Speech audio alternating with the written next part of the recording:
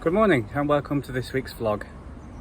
Today I'm going to be taking out the pongo beans and just tidying up the greenhouse and polytunnel to strip some of the leaves back on the tomato plants, and then I'll see what else I can get done. I've no real plan today, it's so warm. I'm just going to take it easy and just do what I can. So I'll show you what I've done already. I don't know how well this will show up on the video, but this blistering that I've had all over my hands and my arms, both hands, is a result of exposure to a plant called spurge, and apparently the sap that it releases can burn the skin. It's made worse by the sun. I think they call it phototoxic. I'd never heard of it before this week, but I've certainly heard of it now. And this is a result of weeding without my gloves on, so in future I should be wearing my gloves and taking no chances, because it's really sore and it is as painful as it looks. So lesson learnt, keep your gloves on and don't end up with burns like this, because they're not pleasant and I wouldn't want anyone else to have the same problem as I've had. So just a little warning for all of you out there. I mean, I've never experienced anything like this before. I wasn't even aware that it could happen, but it does. I've trimmed back most of the leaves on the tomato plants and taken the tops off them all, so that should hopefully get the fruit to all ripen off and allow a little bit more room for the peppers. There's plenty of fruit on, it's just got to ripen up, but I think it was just overloaded with foliage. So I've done this side. I think unfortunately most of my melons are going to die off. I hope that they ripen up, but realistically I don't think so. These ones aren't doing too bad. I think these are the cantaloupe, so they're doing all right, but the honeydew, they're all pretty much the same. All the leaves are dying off, which is a shame because there's fruit on them.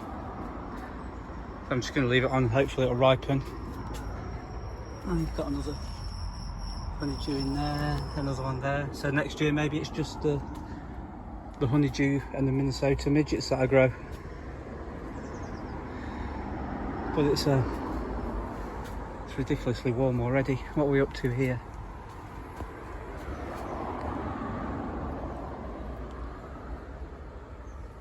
I can't quite see. It's telling me it's 35 degrees in the tunnel, which is 94 Fahrenheit.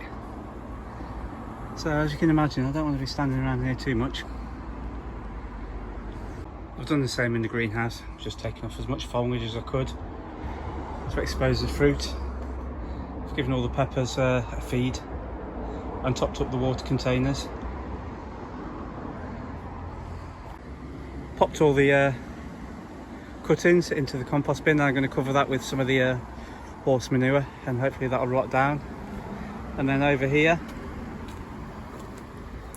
is where the pongos, still got a few left to go through, and what I've done, I've just cut them off at the base. I'm going to leave the roots in to rot down and release the nitrogen. I'm going to put some horse manure, a layer of cardboard, and then cover it with the weed membrane, and that'll be that bed done until next spring. Obviously I'm not going to dig the flowers out, I'm just going to leave them in, cover up to them.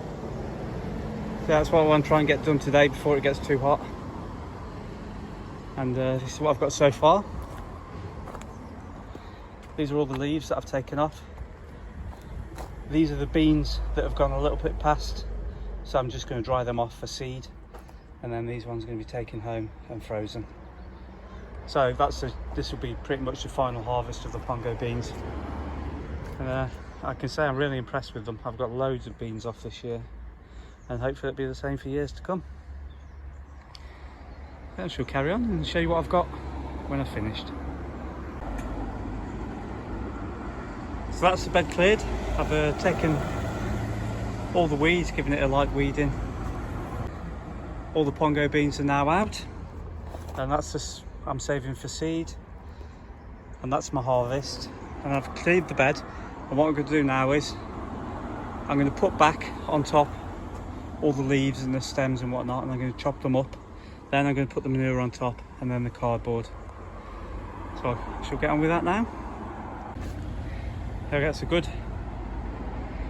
4 or 5 inches of manure on there. I've watered it in as well, so what I'm going to do next is cardboard on top, water the cardboard and then cover it with the membrane, and then that's me done for the day. And there we have it, that's that small bed done, ready for spring.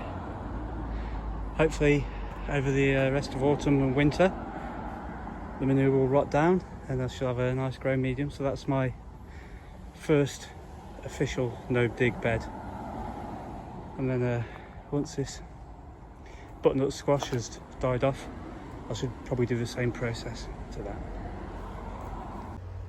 Good morning, it's Sunday morning and I'm concentrating today on the second plot. The wildlife area has got a little bit overgrown and the mare's tail's taking over, so I'm just going to spend a few hours today digging out what I can and tidying up the area. I've already made a little bit of a start, so I'll show you what I've got up to. I've pulled out all the calendula that was in here and exposed the fig tree and the squash plant, and I've filled up the garlic. I've still got this area to do, but it was all pretty much like this. So I'm just working my way through steadily, taking out all the mare's tail, going down as deep as I can. I've managed to snap my trowel, so I've brought the fork up for reinforcements. So hopefully if I can get this little area done here, and then I'll hoe it all over. And this area needs doing as well. I don't know what's happened with the leeks, they've all died.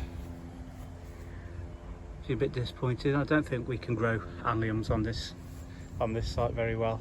Pretty much everyone seems to have the same problem. I think it might be allium leaf miner, but I'm not 100% sure. The only place they do grow is in raised beds, so that's the plan for next year. I'm just going to tidy this area up as best I can and then call it a day and go home and watch the rugby. Once again, ladies and gentlemen, time has beaten us, but we have managed to get the bed cleared that I wanted to get cleared. It looks a lot neater now. I can't fully do it because obviously I don't want to disturb the plants that are still growing, but I've gone in as best I can. I've taken out most of the mare's tail by digging it up, and then I've hoed it over and then raked it to try and get as much out. No doubt I've raked in thousands of weed seeds, but I can sort them out when they start to pop through. The next area to tackle is this here. All I did was literally throw the blue tarpaulin over the top of it, so there's still weeds under there. So next week I'm going to focus on doing that section and then just slowly work my way down the plot.